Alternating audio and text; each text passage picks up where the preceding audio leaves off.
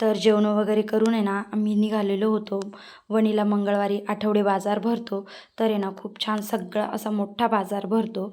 मग आहे ना मला घ्यायची होती पापडांसाठी नागली, तर त्यामुळे ना आम्ही धान्याच्या बाजारात आलेलो होतो. बाकी बाजूला पण आहे ना खूप मोठा आहे ना बाजार भरतो. तर मी धान्याच्याच बाजारमध्ये आलेली होती, कारण मला पापडांसाठी नागली घ्यायची होती. तर हे सगळं धान्य पूर्ण शेतकरीकडलंच असतं, त्यामुळे एकदम मस्त भेटतं. तर आम्ही पण नागली बघितली, मग आम्हाला आवडली. मग छान स्वस्त याच्यामध्ये मला नागली भेटली आणि पूर्ण मोठा बाजार असतो. खूपच छान आणि नागलीची क्वालिटी पण खूप छान होती शेतकऱ्याकडून असल्यामुळे. आणि मंगळवारचा बाजार म्हटलं की खूप मोठा बाजार भरतो आठवडे.